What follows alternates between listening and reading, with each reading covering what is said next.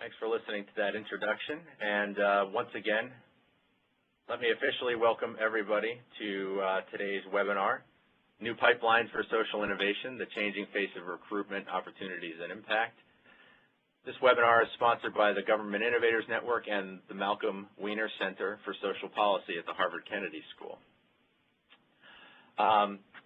Today's scheduled moderator is Steve Goldsmith, but I do believe we were having a little trouble earlier connecting him. I'm going to check in now.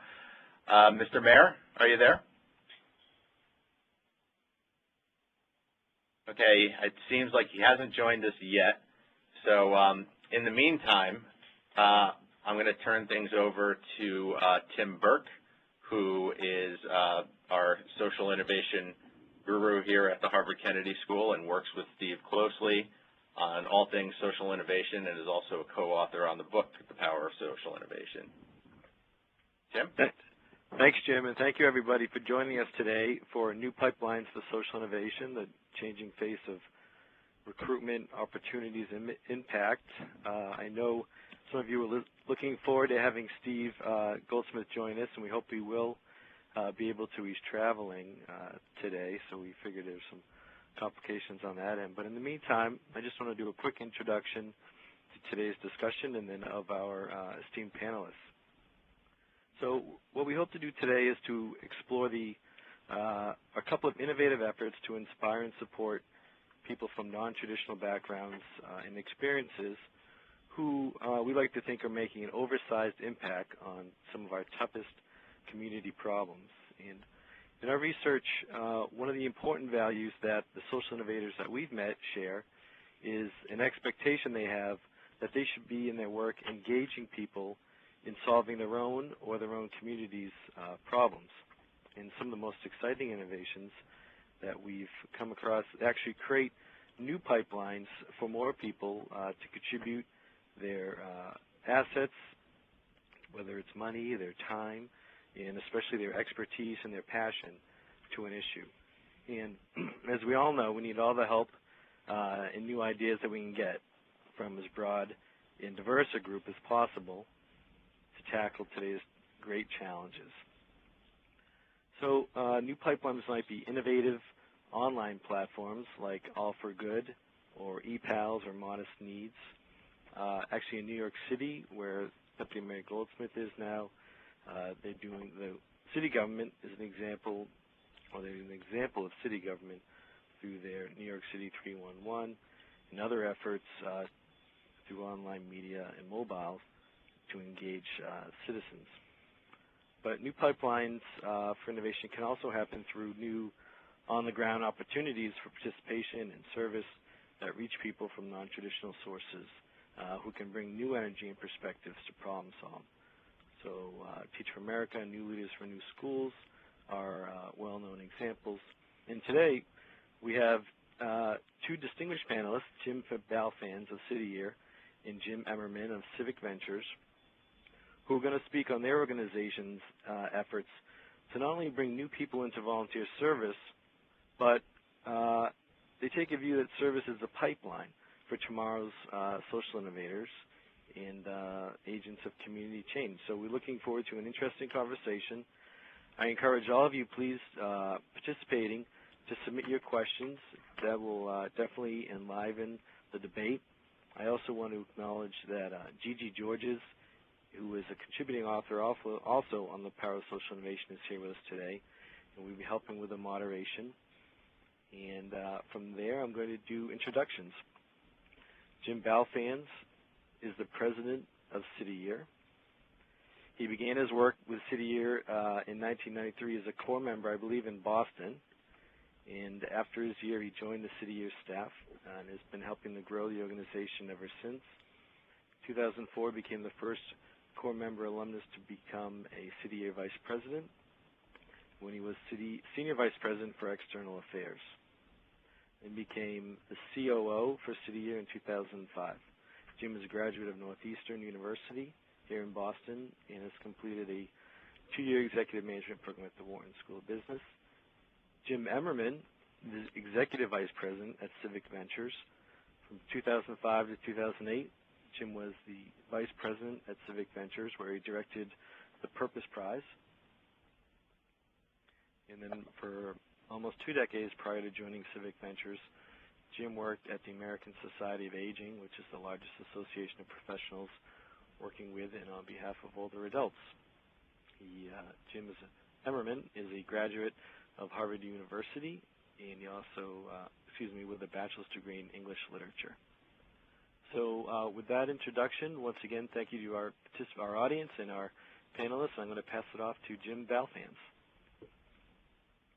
Great. Thank you, Tim, and it's wonderful to be here today with everyone. I appreciate the opportunity to share a little bit of the journey that we've been on for over 2 decades at City Year in creating pathways for social innovation and really tapping the energy and idealism of young people to be change agents and innovators and social entrepreneurs. You can see here on the first slide, if I can change it. Sorry there. Okay, we're ready to roll.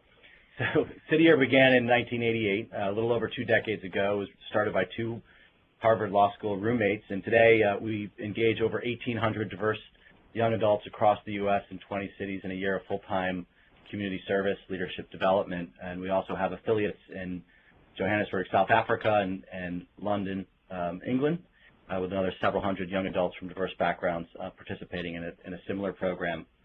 The founding vision for City Year was that one day the most commonly asked question would be to where young adults would do your service year. I'm sorry, I'm having a difficulty with the slides here. So the vision of City Year was that one day the most commonly asked question of a young adult would do your service year, and that was really built around 3 big ideas. Hello. One, that if there was a culture of service, that we could create a civic rite of passage, that all young adults would come, as they were going into adult, spend a year of full-time service, that would give them the type of experience that would make them active citizens in our democracy, that they would recognize that being a citizen isn't just about rights, but it's about responsibilities, and it's about the participation of all citizens and strengthening our society. And second, that national service could be a vehicle for completing the civil rights movement, that it could be a shared experience on the common ground of service, and similar to what we've seen in society in the military or sports teams where people from diverse backgrounds come together with a common goal and diversity comes to strength, we felt there needed to be a space in the civic sector where all young Americans could come together across different socioeconomic, racial, religious, educational backgrounds and have a shared civic experience. And third, a belief that young people were really an untapped resource, that the energy and idealism of young people, if harnessed, if structured, if challenged, could be a force for solving problems throughout the country. For 15 years, we really focused on creating a culture in the organization that could attract high potential, very diverse young adults to do a year of full-time service and to immerse them in a leadership experience that helped build the civic attributes to really strengthen sort of the social capital in our society. And about 15 years into our organizational growth, we did a longitudinal study, one of the largest ever done, of thousands of City Year alumni against other young people with a propensity to serve. And on every major index of sort of strong social capital, volunteering, voting, joining civic organizations, having lifelong friendships with people from diverse backgrounds, feeling comfortable leading through diversity, City Year alumni sort of outperformed their counterparts. So we knew that we had largely succeeded in developing a model that could unleash the idealism of young adults to sort of have this formative civic experience that would last throughout the lifetime. For the first 15 years, we had largely left what those core members did in terms of their year of service up to local communities. So we did a variety of different types of service. We built homes, we worked with schools, we worked in after-school programs, we did environmental work, and we realized that to complete sort of the full vision of national service, that last big concept, that young people could be a force, a public policy tool for helping to solve problems as active citizens and full-time volunteers for a year or two, we realized that we had to figure out what was the unique assets of young adults serving for a year or two that could be systematically put against solving a pressing public issue. And as we sort of did the environmental scan of our city year programs across the United States, we realized that local communities were coming to a very similar conclusion. So whether it was Seattle, Washington, or Chicago, New York, or Miami, 80% of our teams were being deployed to high poverty schools. So we began a process of really understanding what were our unique assets, why was this seen as such a need. And we recognized that the diversity, the near-peer relationship that young adults, 17 to 24-year-olds, not maybe a half a generation older than the students they were working with, could connect in a very positive way, that they were full-time and team-based, and could bring an idealistic spirit and culture to the school. We also recognized that there was research out around the profound impact of the dropout crisis. And yet the good news was we could identify that it was concentrated, that 50% of the off-track of the dropouts came from just 12% of the high schools. And we also saw that the research pointed that as early as 6th grade, there were highly predictive leading indicators around attendance, behavior, and course performance that let us know that adolescents were signaling that things were off track and that if we didn't intervene, by the time they got to high school, they were going to drop out. And finally, it was clear that there was evidence that all across the country you could find examples of high-need, high-performing schools. And there were evidence-based practices that could sort of mitigate the impact of poverty and enable students to meet their potential and go on to college and successful career and active citizenship. And as we sort of explored this, that young adults were willing to join, do a year of service in increasing numbers, work very hard, that they had a set of unique assets in the way that they could relate and connect to younger children, and that by deploying them in teams of highly diverse teams, that we were able to sort of bring a human capital solution en masse to high poverty schools. And that was important because we also realized that schools weren't designed to deal with the impacts of generational concentrated poverty. The American public education system was designed with the idea that 10 to 15% of students would need additional support, maybe 10% would need the opportunity to take accelerated classes, and the majority of students would need a good lesson every day to sort of get the education they needed to be productive and successful citizens. And yet, when you looked at those 13% of the high schools that were driving 50% of the nation's dropouts, you were seeing 50, 60, 70% of the students needing something more than a good lesson every day.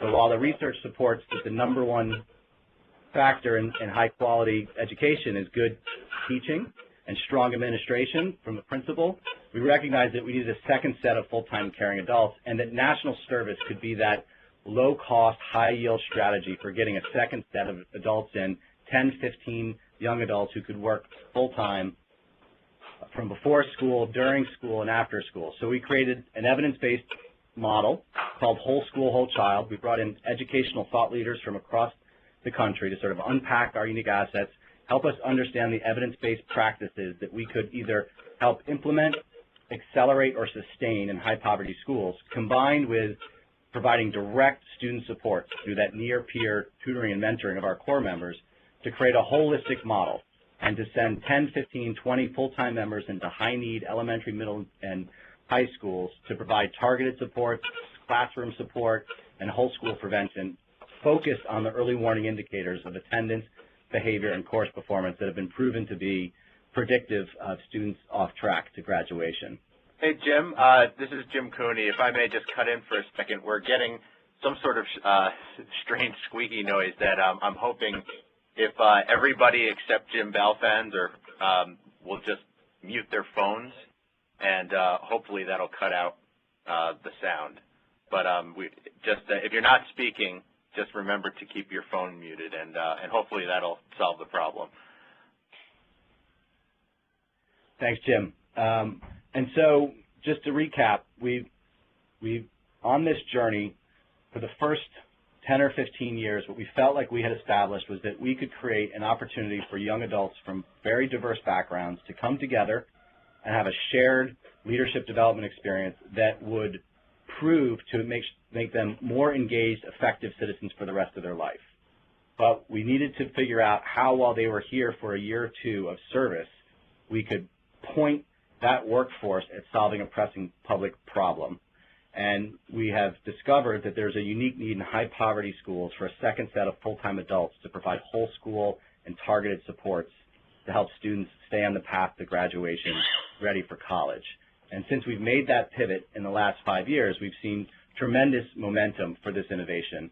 Our applications are through the roof. Our public education dollars, even in the Great Recession, with budgets being pinched, districts are realizing that this really is a low-cost, high-yield way to leverage sort of that spirit of service and that energy of youth in a structured, evidence-based approach to help students succeed and help teachers be in a position to teach.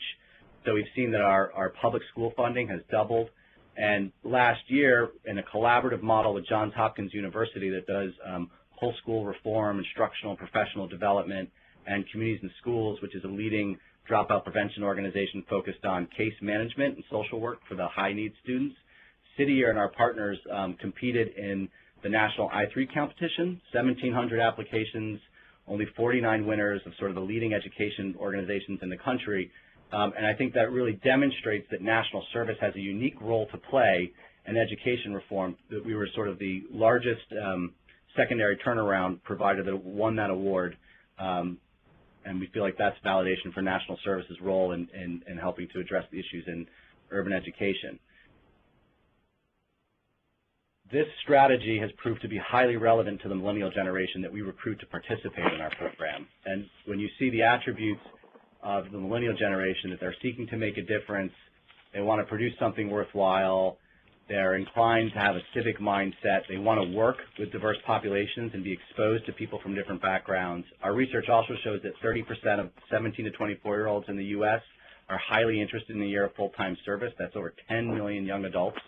Right? I think there's 80,000 members in AmeriCorps right now, but there's over 10 million that are interested in serving. So think of the potential if we could harness that.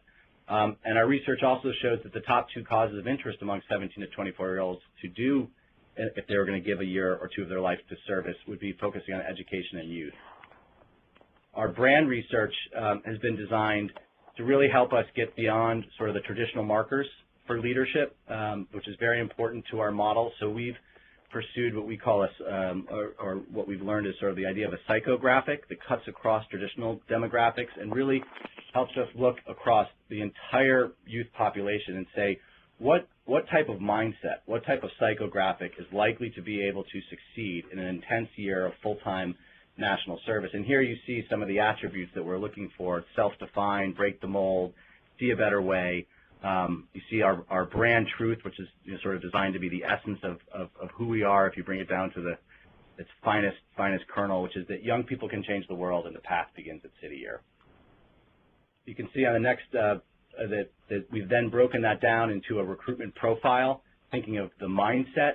We're looking for idealistic, entrepreneurial mobilizers, civically engaged. We think about characteristics. We're looking for the ability to have empathy, to understand diverse populations and situations, to seek to be quick to help and slow to judge, self-regulation, self-awareness, and then prerequisites. We're looking for capacity to serve, commitment, service readiness, and experience, and team skills. And you can see that it really is a very diverse core across ethnicity and education, coming from all different backgrounds. And back to this concept of a reciprocal theory of change. We see this as changing the outer world through the service they perform, being deployed to serve for a year or 2 full-time in the highest need schools in the country, and then changing the inner world through the experiential leadership development program that our members participate in. So they serve full-time from 7:30 in the morning till 6 o'clock at night, Monday through Thursday in schools, and Friday is a leadership development day where they also get some technical support for their ongoing sort of service in schools. And on slide 15, you can see our leadership framework, which if you look from the bottom up is rooted in the City Year culture, the idea that idealism and big citizenship leads to, if they have that experience at City Year, that'll lead to a lifetime civic engagement and strong social capital, that there's a guided reflection process throughout their service year, which leads to a strong civic identity, training and performance management, which leads to civic capacity for the rest of their life, and then the action of the year, of this intense year of service, leads to a propensity for action, and that's our be, no, do leadership model. And finally, we're on a quest to provide a pipeline for these highly diverse young leaders that have this transformational service and leadership experience to sort of look at doing a year of service as a leap year and not a gap year. And that is important to us because our research reveals that the number one barrier from young adults signing up to do a year of full-time service is anxiety that they're somehow going off the path,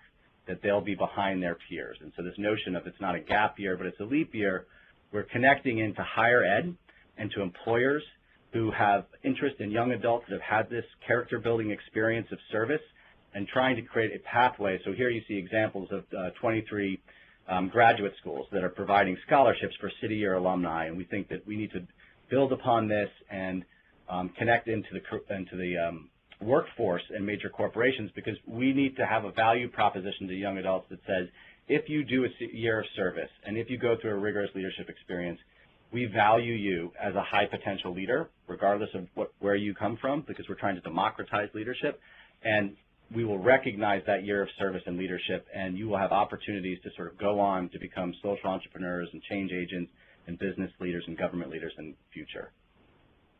And with that, I will conclude and would love to turn it over to my colleague at Civic Ventures, Jim Emerman. And this is Jim Cooney. I think I'm going to jump in and we're going to take another shot at calling out for Mayor Goldsmith. Are you on the line?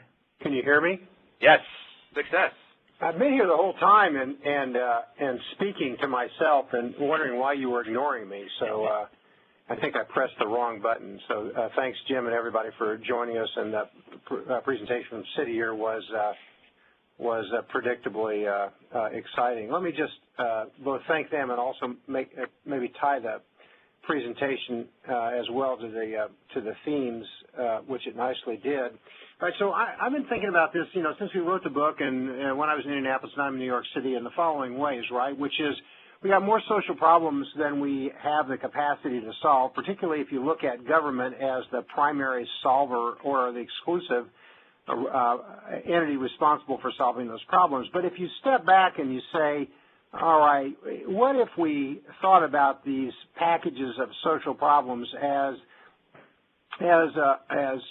challenges that we could meet through the kind of the co-production of public services, right? So we have social entrepreneurs with creative ideas. We have individuals who need help, but whom also are part of the solution and have innate capabilities and assets of their own. And then you have government as the big provider, funder, configurer of the network. And then how do those fit together? Well, they fit together in one sense of the social entrepreneurs like long represented by City Year and now Civic Ventures as well, that a creative idea, a new model. But another way to think about an application of this is that model produces resources, right, new pipelines. And the pipeline could be electronic pipelines. We're trying in New York City to connect our 311 communities together with government. We can go back to this a little bit later if we have time. Using electronic tools, we can think about Civic Ventures and unleashing this huge pipeline capacity of young and older seniors.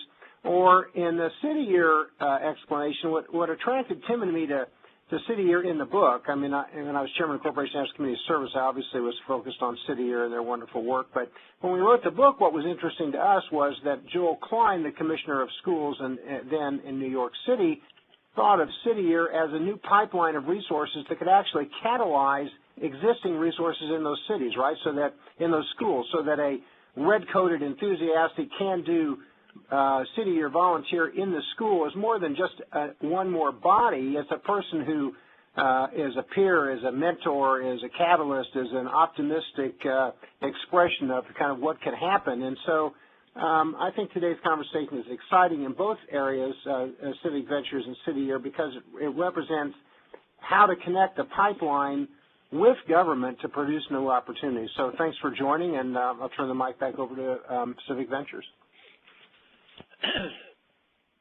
Thank you, Steve. I'm going to talk a little bit about Civic Ventures and our why we exist and what we're hoping to do, and then very briefly talk about a program that we are in the process of scaling right now that we think will increase the flow in the pipeline.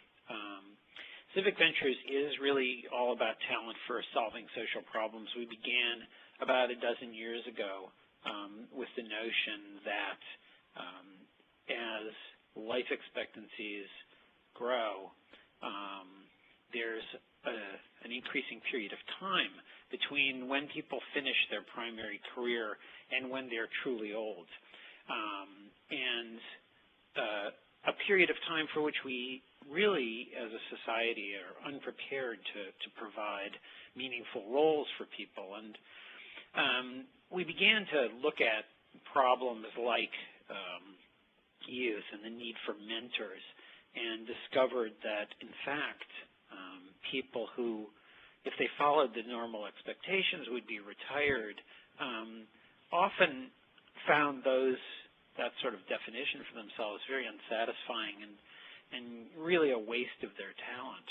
What we've seen in the more recently and over the period of time that Civic Ventures has existed is that, in fact, working lives are growing longer and longer.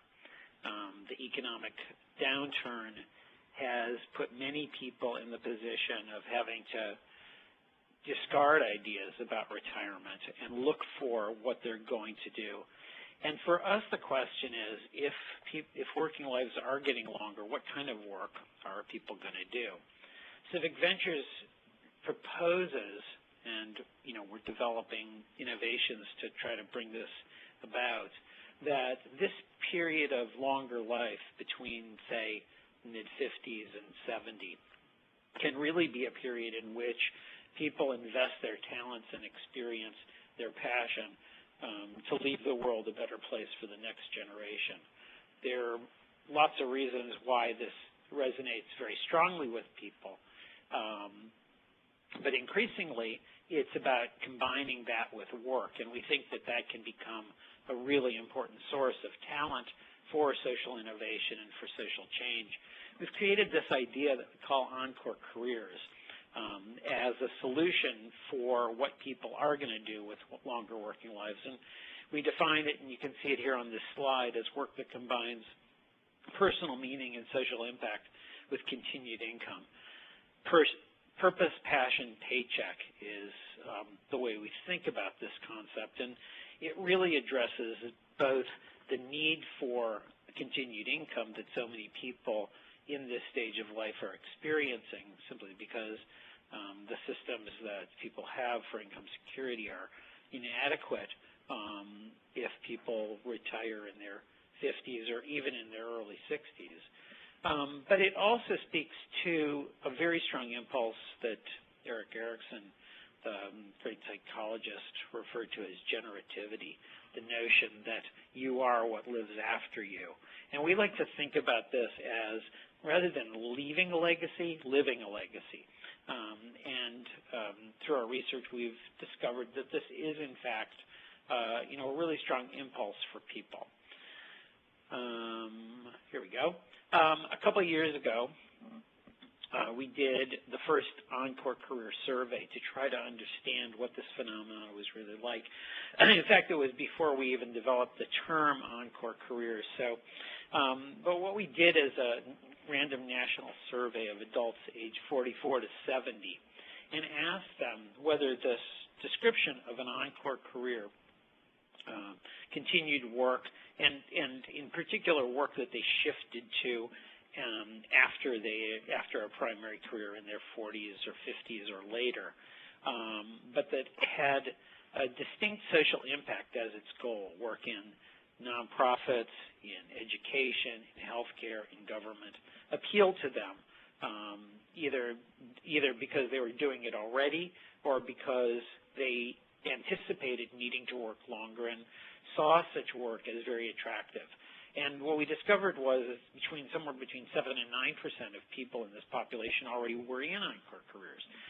Actually, millions of people at this stage of life who had transitioned into work in one of these sectors, where the purpose of that work was social impact, solving big social problems that our country needed to solve and that only people could solve, that were not amenable to outsourcing, that required the skills and experience of people working with other people. In addition, what we found was that of the remaining roughly 93% of the population, we found that over half of those were interested in ENCORE careers. They found this concept really appealing, and that they would, strive to get an ENCORE career. And, the areas of interest were education, healthcare, faith-based organizations scored really high in terms of where people wanted to put their energies, and the nonprofit sector in general. So the question is, how do we tap this talent? Here's a slide that shows somebody who's featured in one of the books that our founder, Mark Friedman, wrote called ENCORE, Finding Work That Matters in the Second Half of Life, a gentleman by the name of Ed Spiedling. Ed Spiedling was a high-level administrator in a healthcare institution in Philadelphia. And in his late 50s, he decided that he wasn't finding satisfaction in that work anymore, and he wanted to do something really different. And what he wanted to do was connect with and serve homeless people in Philadelphia. He actually wanted to move from a high-level administrative position to street-level outreach to homeless people, and he did that for a number of years and working with a leading organization. He moved from healthcare administrator to advocate for the homeless, and the way that we present this here is that he moved from what he was doing then to what he's doing now. The last year we did another, and I'll talk about that sort of then-now transition in a minute, because it's the core of opening up this pipeline for a huge windfall of talent. There are 78 million baby boomers. They started turning 60 in 2006. This year, the first of them turned 65. They're moving into the stage of life where they're really looking for something new to do with their talent, something that's going to satisfy their desire for, for impact.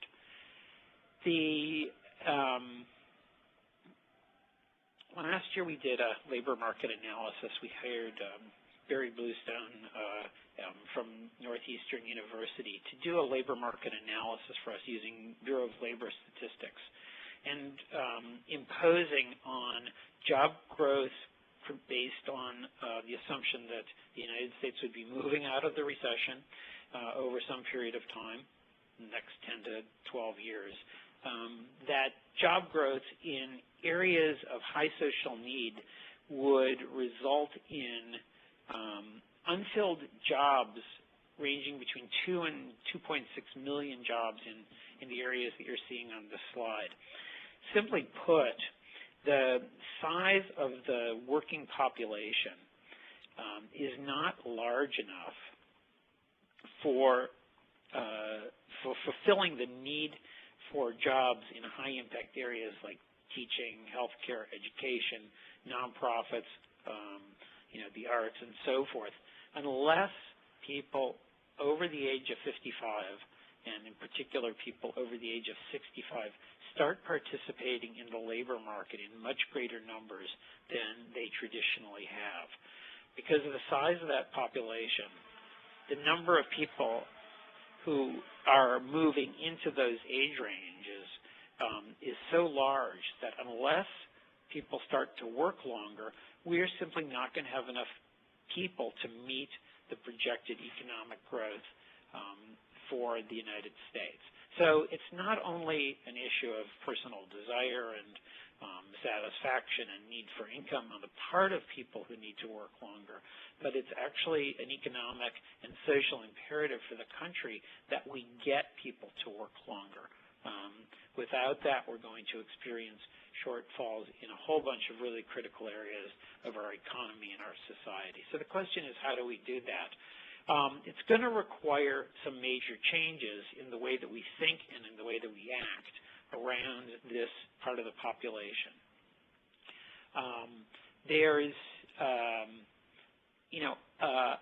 We're not accustomed to think about this stage of life as one of continued work and social impact. about 5 years ago when I joined the organization, we started to look at the field of social entrepreneurship and social innovation. And what we saw was there was a huge amount of recognition of younger social innovators, great people like Jan Casey and Michael Brown, the founders of City Year, Wendy Kopp, the founder of Teach for America. These are people who have like shelves of trophies recognizing their impact on social innovation, but we saw very few, really none, of that kind of recognition for people ages 60 and over who we felt were an undiscovered continent of social innovators. We began a program called the Purpose Prize to recognize those people. We give $100,000 prizes to 5 people each year.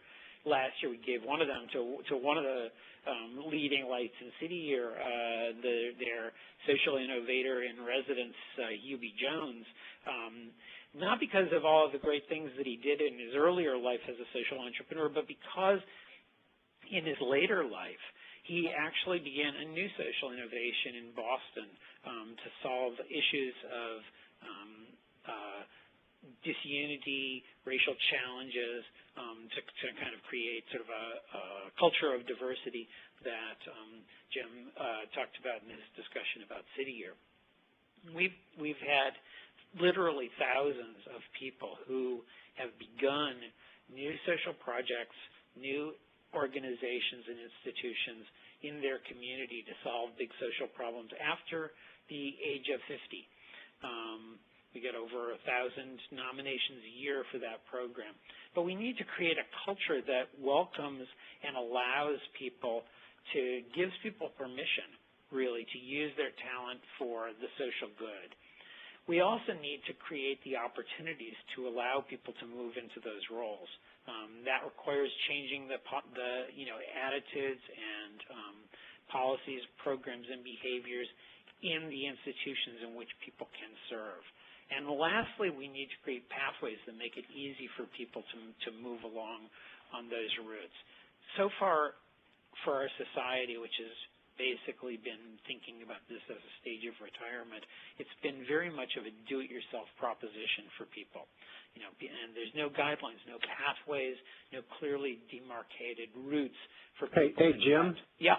I don't want to interrupt you. I guess I do want to interrupt you. We've got about a minute or two left, and we got then 20 minutes of questions. So I don't know. Okay, great. I think people are going to have access to your slides when you're done, if that's okay. Yeah. I'll just jump ahead real quickly to just very briefly describe the ENCORE Fellowship Program, because it's the pathway that we're working on right now. I'm sorry if I'm carrying on a little bit long. In order to make it easier for talent to meet need, for people who want to give back, to find opportunities to do that, we've created an experiential program that allow people from the corporate sector to have a year of experience working in a nonprofit organization where their talents can be utilized to the fullest. And this is both a pathway that allows high-impact social organizations to benefit from this talent, but also for the people themselves to discover what it's like to work in these organizations. We call it ENCORE Fellowships.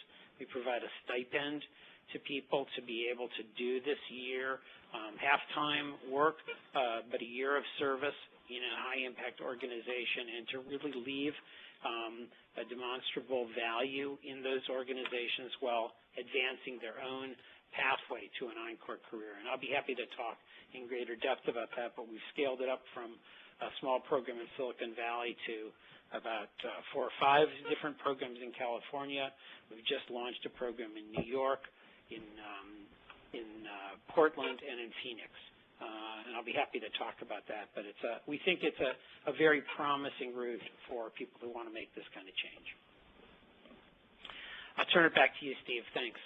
Yeah, thank you very much for your presentation there. As Jim said, we have a relatively small audience, Jim, and we can either take questions by coming in to me by the question and answer one, or if I don't know if you've turned on individual mics and how you want to proceed.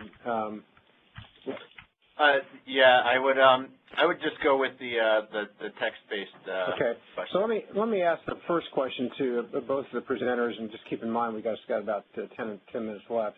So in both of your initiatives, how have you gone about not shopping the venture capital to start, but shopping the capital to scale, and in particular, how have you tried to engage government when the number of kind of governmental entrepreneurs may be somewhat limited, right? How have you interacted with government for additional resources? Well, this is Jim Balfanz at City here. I think one of the things I was highlighting in the presentation, Steve, is that we realized about 5 years ago that, I mean, really New York City was the leader in this, Joel Klein, and you mentioned that when we had a strategic partnership with the school districts where we were serving, that was sort of the additional revenue we needed to not only be sustainable at a smaller size of being able to serve in 5 or 10 schools, but to really be able to scale, 5X, really that was the missing link, that we needed to sort of have a private-public partnership and leverage federal dollars through ENCORE, but also local education dollars combined with private philanthropy and corporations that we needed to sort of bring in to support the work and actually involve in the work that we're doing. And then also to be targeted, really, and to make the case to government that there are a subset of schools that are disproportionately driving the dropout crisis, which has all kinds of societal costs, and that if we can, target those schools, there's a much larger return on investment, and at the same time developing future leaders and social entrepreneurs. So it was really about making a leveraged case and a targeted case, and saying this is a good use of public dollars to address the purpose that the public has asked those dollars to be spent against. I'll just try and quickly answer that question. To date, most of our work has focused in the nonprofit sector, although we think that government is obviously a great candidate for the talent of boomer entrepreneurs and boomers in ENCORE careers. It's clearly an area in which the baby boomers, if they retire in both city and federal government, are going to leave huge talent gaps. We'd like to see that happen. One of the main things that we've done is working with the Partnership for Public Service and encouraging them to develop pathways for ENCORE careers in public service. They have a program called FedEx Partnership, where they're working to bring the experience of older adults to the federal government. That's been a very successful program that we've partnered with and worked with. We've also tried to influence policy change that we think on the federal level would impact this and make it possible for people to move into ENCORE careers more quickly. The Kennedy Serve America Act, that was one of the first bills that President Obama signed, included in it provisions for ENCORE service, which targeted up to 10% of AmeriCorps positions for people 55 and over to create pathways for older adults through national service. It also included provisions for establishing ENCORE fellowships in all 50 states, although that portion of the legislation never received appropriation in subsequent budgets. It's still in the authorizing language, and we hope that ENCORE fellowships can spread through federal support. Thanks. We got lots of questions, so I'll read the questions, and one of you can answer one, then we'll move on to the next one. Community colleges throughout the country play a very important educational and economic development role, yet are facing severe budget cuts. This is from William Keller. Programs like City Year and Teach for America have targeted high schools. Many of the dropouts they miss may wind up in a community college taking remedial courses. This is obviously a big issue across the country. And these courses are taught by adjunct faculty. Have you, in your ENCORE work, could actually be City Year as well, but let's start with ENCORE. Have you connected retirees? Let me ask you whether they're properly credentialed or not, because that's kind of a loaded question, with full-time faculty in community colleges to help out, or adjuncts in community colleges? It's not explicitly to sort of solve the college completion problem, although it's definitely been on our radar to do that, because we have worked extensively with community colleges and we're extremely aware of the issue. The main way in which we've connected with community colleges is to try to figure out how they can serve as a resource for people who actually need retraining to go back into the labor force in an ENCORE career. So we've had a program over several years in which we've given very small grants to about 40 different community colleges to create programs that are accelerated and targeted at baby boomers to get them into social services, healthcare, the green economy, and the education sector. It's been very much on our radar that there is a role for people in ENCORE careers to increase the capacity of community colleges around completion, and particularly around remediation through adjunct faculty positions. So anyway, the answer is, we hope to do so. Okay. Thanks very much. What about, is there a term, there's a couple questions. So you have these ENCORE careers. What are we calling the city year? What catchy phrase are you using for these millennials that are in the, or pre-millennials, I guess, now in the 17 to 24-year-old category that we have these heavy interest in service? Kind of, what are the words you use to describe them as kind of catchphrases?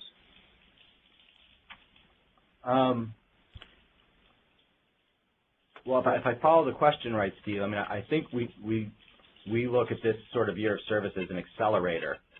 And that it's an intense experience that really propels the millennials forward. And the term that we talk about is boundless idealist.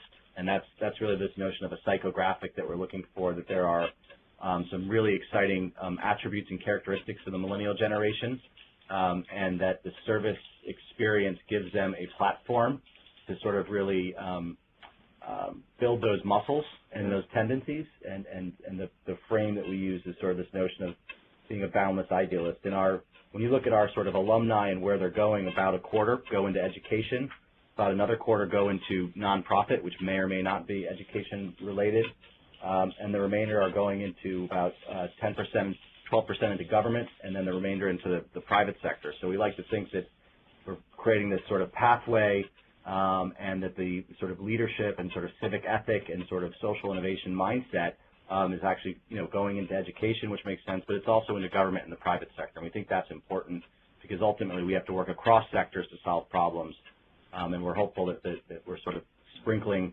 these boundless idealists, into all sectors. Good. So, Tim, I call in the last couple of questions. I think you and Gigi should shamelessly put the logo of the book instead of my face or somebody else's on the site so people can see where to get it. Marco from Italy. I was ignoring Marco because I thought this was Marco from Naples, Florida, but it's Marco from Naples, Italy. Asks, we know the South African efforts. Are there any European booms of anybody knows of any European countries where this is catching hold, similar to the U.S. Model? Well, City Year just launched an affiliate in London, and I think there's an interesting conversation going on in the U.K. around how do you use citizen service as a vehicle for creating social cohesion, against an ever-increasing diverse population, and a real concern about what's happening to the youth. So I think that we may start to see some real traction in the UK, and also for a long time there's been a very high-quality program started in Paris in France called Une Cité, which is based on the same principles, and actually we've been sort of sharing knowledge and information for 2 decades with that group. This is Jim Cooney. I know we only have a few minutes left, but we're still getting some background noise and a mysterious squeaking noise. So just for the last few minutes, just a reminder to our presenters to keep your phone muted if you're not speaking. Thank you. We have an interesting question from New Delhi on this is actually a very complicated question. It really asks, in places such as New York City, where there's so many diverse cultures, what do we see there in terms of the social entrepreneur able to enhance innovation? And you guys may have an answer. Let me just say that it seems to me that so if we took the social entrepreneur work and we blended it with Bob Putnam's bowling alone work, then one would ask, how do you use social entrepreneurs and service to both enhance a sense of place by ethnically homogeneous groups that are in a neighborhood, right? So there may be one particular ethnic group in that neighborhood, and you could bind them together by social enterprise like the Family Independence Initiative, which uses the peer influence of close-knit, ethnically connected families to lift up others in their community, right? So that the peer influence, the why should you succeed in school, or language issues, or how to get a job, the network could all be enhanced through social entrepreneurs. But the other issue then is bridging capital, to use Putnam's phrase, which is how to use service to connect diverse communities. And to some extent, City Year does that in schools, but it's a question worth thinking about. Why don't it's 2:29.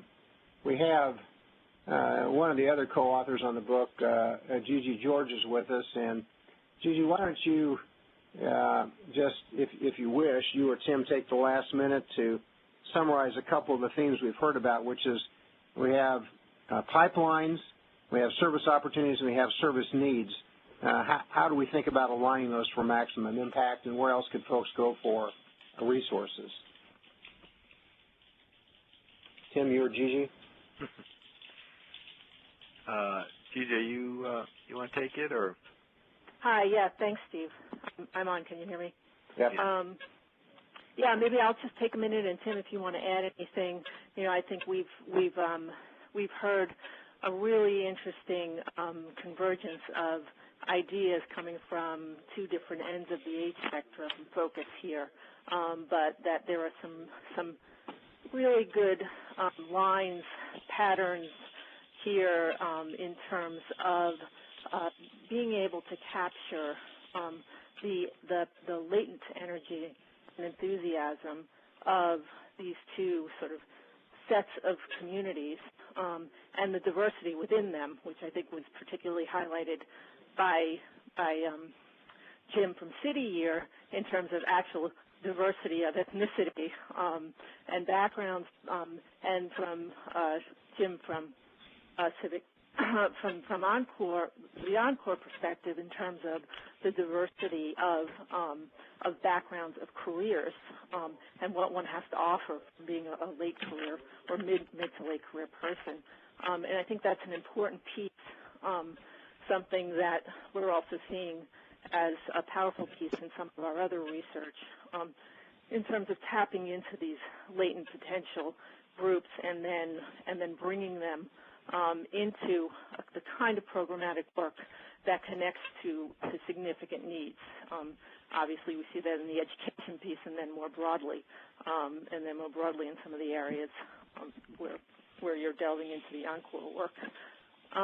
So it's an exciting time from that perspective. And Tim, I don't know if there's anything else you want to add to that, but it really does give one hope, and that we can sort of build on this and maybe do a little bit more in terms of where Steve was heading in a number of his comments, to figuring out how we do a little bit better on the partnership and co-producing with government to be able to scale this kind of work up even more significantly. Yeah, I can't top that. So I would like to thank our presenters, Jim Emerman and Jim Balfanz and Mayor Goldsmith, for participating today, and I especially would also like to thank our audience this is part of an ongoing series. Jim Cooney has brought up a couple of our future events. We also are going to encourage folks to send us ideas on other conversations. Certainly today's conversation could go on for hours and hours, and in particular how we can apply some of the lessons from Civic Ventures and City Year to our own work, from the discovery of where we'd like to move in the future in terms of internally, organization, how we build capacity to do so, and then certainly how we measure our progress. But, there's lots of other conversations. We encourage you and invite you to join us for future webinars, as well as suggest new ideas. We can bring in practitioners to speak to fellow practitioners. We find it to be a great platform. So thank you again to our panelists and to our audience. So, Jim, Cooney, do you have anything else to say? No, I think we're adjourned. Thanks, Tim. Thanks, everybody. Jim and Jim, thank you. Thanks for the opportunity. Thank you.